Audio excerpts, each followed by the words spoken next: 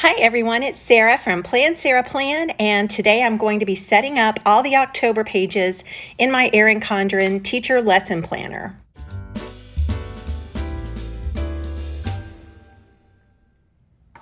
Here are all of the pages taken out of the binder.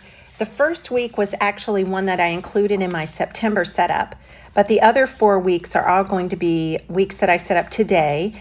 I've made a bunch of stickers, including a sticker kit for this spread. And last month, if you watched that one, I was a little off with my measurements. So I corrected a lot of that, and hopefully I've come up with a good kit for the monthly spread. And these other little sheets of stickers are deco, student names, and just embellishments and reminders for certain things coming up in October. So I have decided this month, instead of leaving my sidebar plain, you can probably read that, I have chosen a composer of the month.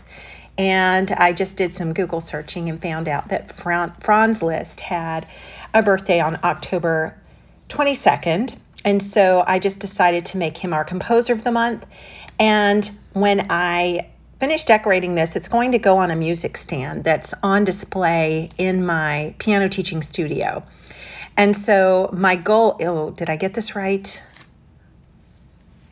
I think, I'm just going to go with it because peeling off this weatherproof matte sticker paper, I'm afraid is going to peel off some of the Erin Condren paper. So anyway, this will go on display on a music stand in my piano teaching studio, and students do look at it. I don't write lesson plans in it. It's more of an overview for me. I keep track of lesson notes in a notebook, and this is where I keep track of my schedule and major events in my piano teaching studio. Okay, so it looks like I got the sizing a lot better this time. I still need to tweak it just a little bit, but I'm happy with this.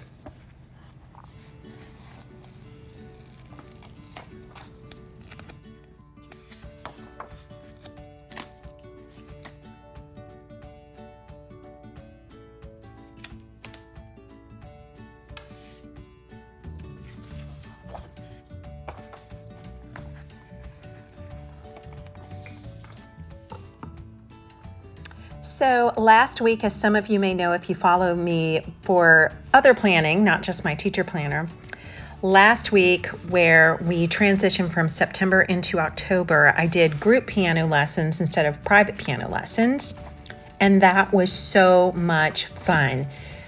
The kids in my studio had not been together since March of 2020, and the way we did this is we split into 5 groups.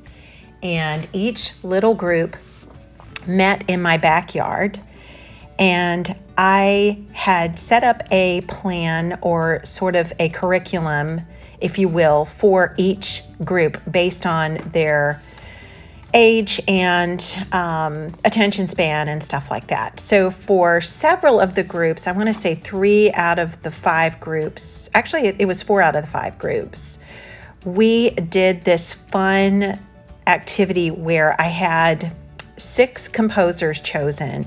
I chose 3 American composers, 3 European composers, 3 female, 3 male.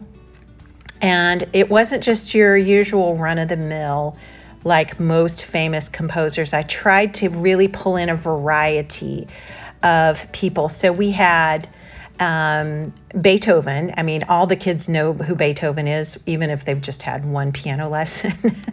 And then we had Chopin. That's another biggie. But then we had people like Florence Price and Scott Joplin. And, a lot of them know who Scott Joplin is. And Clara Schumann and Amy Beach. And is that 6? I don't know if that's 6, but we had 6 altogether. So what I did was I went to the Dollar Tree, and I had envisioned that each of the kids would be one of these composers, and they would have a little slip of paper with a little bio to read about each composer. And I wanted to just kind of make some signs that they could hold up with a picture of the composer's face. Well, when I got to Dollar Tree, it struck me that I could use these garage sale signs that were already made and then just cover up the part of the sign that said garage sale with poster board. So that's what I did. So the signs were already made. I just had to cover up the garage sale part, and they had this pre-cut poster board that was the right size to cover it up. And then I put a clear page protector onto each sign so that I could slip the composer's picture on an 8.5 by 11 letter size piece of paper that I just printed from the internet down into that clear page protector. And I thought, this is cool because I can use these signs for other things. If we do the same game, I can just put different composers in it next time, but I can also do different activities with these and just slide a different visual down into that page protector. So that worked out really well. So there is the group lesson week. That's already done. There really wasn't much that I wrote on there. So now I'm going to use these subject headers that I've just labeled 1st through 6th. And that's because I teach 6 students per day. So I made these to fit those subject headers and just put a different pattern or color scheme on each one just to make it a little bit fun. And basically, each week is going to look pretty much the same. All this is going to be is my schedule for the week. It's mostly the same each week, but sometimes there's a different activity that I want everybody to do or a bunch of the kids to do. Like there are certain weeks where we are, it's like our deadline to choose a recital piece or a deadline to choose a festival piece, something like that. Little goals that we have set up in the studio. But it is largely the same every week. So I have these headers and just they're decorated differently. And then I have stickers with each student's name on them and some deco stickers that I can just seasonally make these pages fun.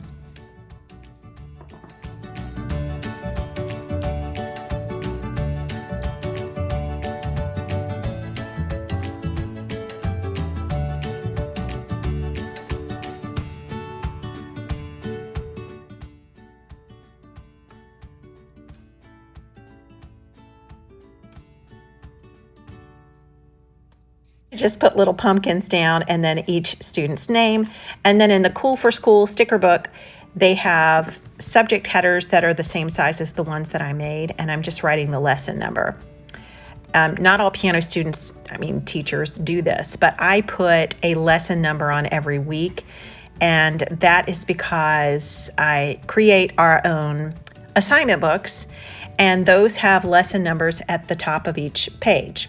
And so we just keep track of things that way. And there is a set number of lessons for each term.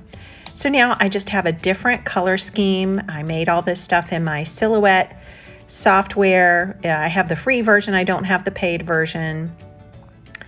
And I purchased clip art from, what's it called? Daily Art Hub. They had a lot of what I considered to be good art for making like reward stickers. And, if a student finishes learning a piece, I can make it have some stickers that say, good job, well done, needs more work, why don't you ever practice, etc. Okay, so that was lesson 6, I think. And now we're on lesson 7, unless I'm mistaken. And these are like little corn on the cobs. And beside that, I'm just putting each student's name.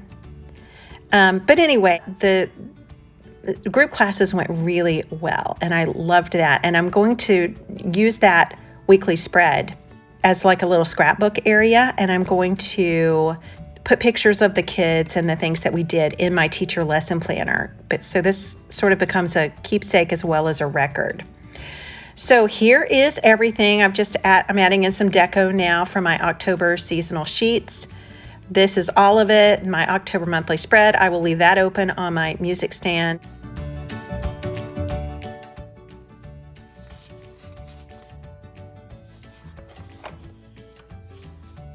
This is last week. Here is lesson 5 of private lessons, lesson 6, lesson 7, and lesson 8. And so that is all I'm going to do except for adding in some pictures of the kids.